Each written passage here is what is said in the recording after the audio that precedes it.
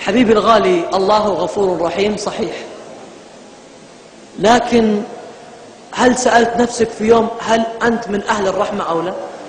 هل أنت تفوز بهذه الرحمة أو لا؟ ولا ما يهمك؟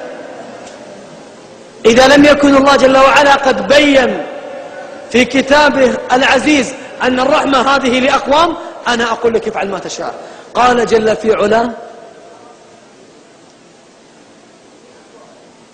إن رحمة الله التي لن يدخل محمد عليه الصلاة والسلام الجنة بعمله إلا أن يتغمدني الله برحمته.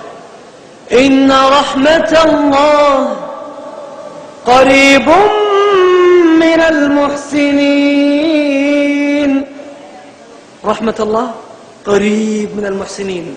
الإحسان أن تعبد الله كأنك تراه، فإن لم تكن تراه فإنه يراك. هل هذه الصفة فيني وفيك؟ أبشر، فإن الرحمة قريب منك.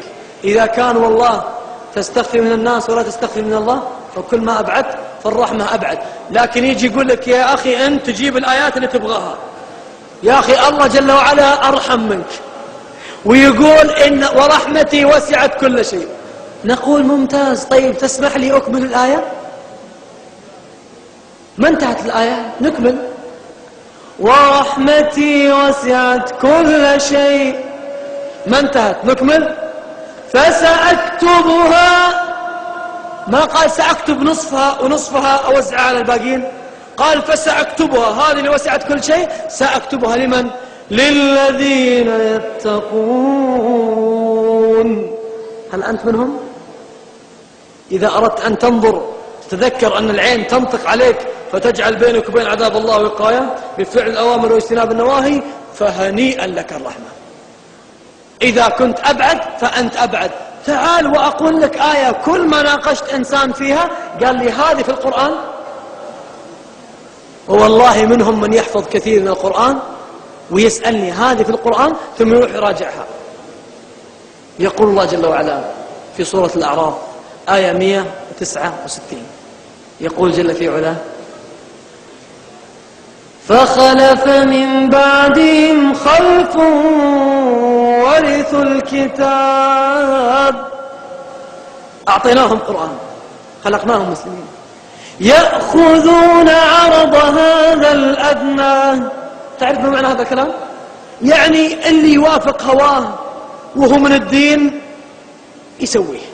يأخذون عرض هذا الأدنى. والله الدين هذا ممتاز، معه ريال يتصدق فيه، والله الدين هذا جميل. صلاة العصر قايم صلى، ما يقوم لصلاة الفجر.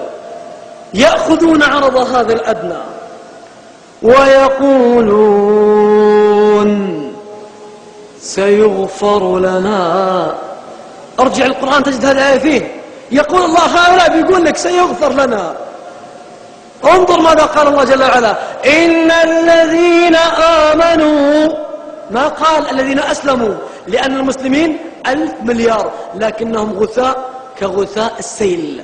قال إن الذين آمنوا، يعني يقصد الله الذين هم في صلاتهم خاشعون، يقصد الله جل وعلا الذين هم عن اللغو معرضون. ليس كما يقول لك إبليس، أنا وأنت عند إبليس من المخلصين المتقين الخاشعين المخبتين. هذا لن ينفعك عند الله. الله جل وعلا أثبت، قال ومن الناس من يقول آمنا بالله، ما يقول أسلمنا، آمنا وباليوم الآخر، يشرح لك عن الجنة وعن النار وعن القبر وتفاصيل القبر. لكن عند الله ليس في سجلات المؤمنين. هذا مسلم يصلي يزكي لكن ليس مؤمن، وما هم بمؤمنين. قال الله إن الذين آمنوا والذين هاجروا، بعد ما تولى المنصب في مكانه وبيت عنده وأهله وأسرته ومزرعته، ثم يفاجأ أنه يخرج من دياره. ليش؟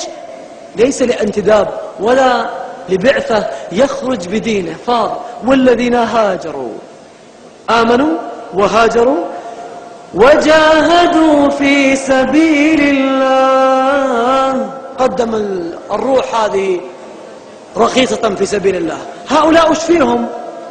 نكمل الآية: أولئك يرجون رحمة الله. هذا اللي له وجه يقول يا ربي إني أرجو أنت غفور رحيم.